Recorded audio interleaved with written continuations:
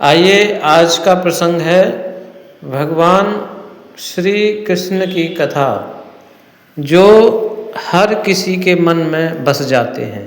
बड़ा हो, बूढ़ा हो या बच्चा हो, कोई भी हो, सबको बहुत जल्दी से पसंद आते हैं। इसलिए आज श्री कृष्णचंद्र जी की कथा को शुरू करते हैं।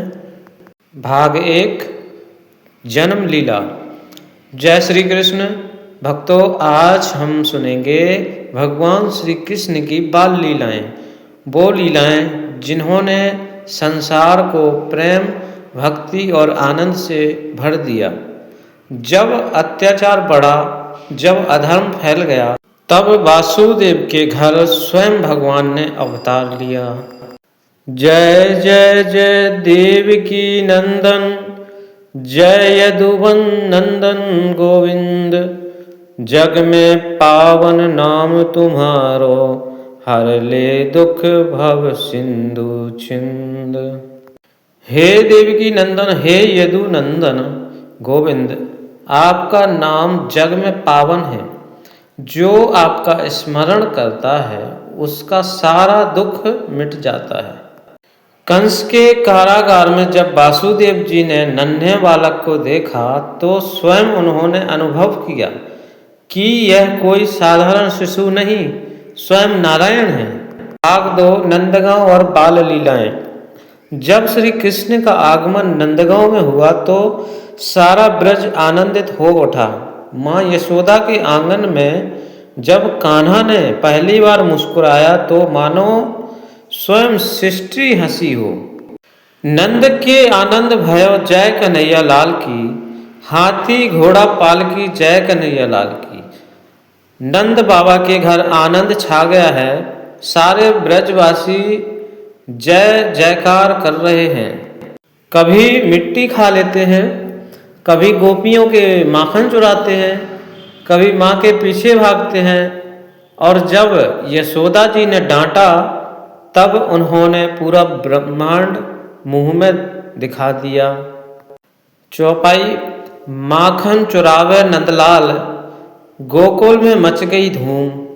माँ यशोदा हंस पड़ी देखत नटवर रूप। अर्थ, कान्हा की माखन चोरी से गोकुल में हंसी खुशी छा जाती है।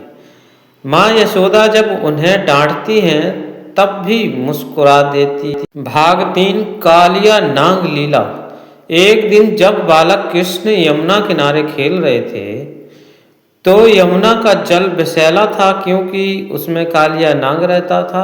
भगवान ने अपने चरणों से जल को पवित्र किया और कालिया को नचा दिया। चौपाई। कालिये मर्दन कीन है, कृपा निधि छूटियो नाग सुबाय। भय मिटियो गोकुल का सारा, हर्षियो ब्रज समाज। अर्थ, कृपा निधि श्री कृष्ण ने कालिया का अभिमान तोड़ दिया और यमुना फिर से पवित्र हो गई। यह लीला हमें सिखाती है, जब जीवन में विष घुल जाए तब श्री कृष्ण का नाम ही अमृत बन जाता है। भाग 4, गोवर्धन लीला। इंद्र ने जब ब्रजवासियों पर वर्षा रूपी क्रोध बरसाया तब नन्हे श्री कृष्ण ने अपनी छोटी उंगली से गोवर्धन पर्वत उठा लिया। चौपाई है। छोटे से बालक नंदलाल, धरियो गिरवर हाथ। इंद्र का गर्भ हरियो प्रभु, देखियो सब संसार। अर्थ, नन्हे बालक श्री कृष्ण ने जब गोवर्धन को उठाया तो इंद्र का अभिमान मिट गया और भक्तों को शरण मिली। 7 दिन तक ब्रजवासी पर्वत के नीचे सुरक्षित रहे और तभी से गोवर्धन पूजा का पर्व प्रारंभ हुआ। भाग 5, रासलीला और प्रेम कथा। अब आती है सबसे मधुर लीला, श्री कृष्ण की रासलीला। जब ब्रज की गोपियां श्री कृष्ण के प्रेम में लीन होकर उनके नाम का संकीर्तन करने लगी। चौपाई। रास रचियो मृदुसूदन मोहन, गोपी संग मन मोहित भयो।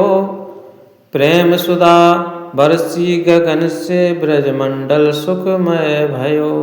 अर्थ, जब श्री कृष्ण ने रास रचाई तो प्रेम की वर्षा होने लगी और ब्रजमंडल आनंद से भर गया।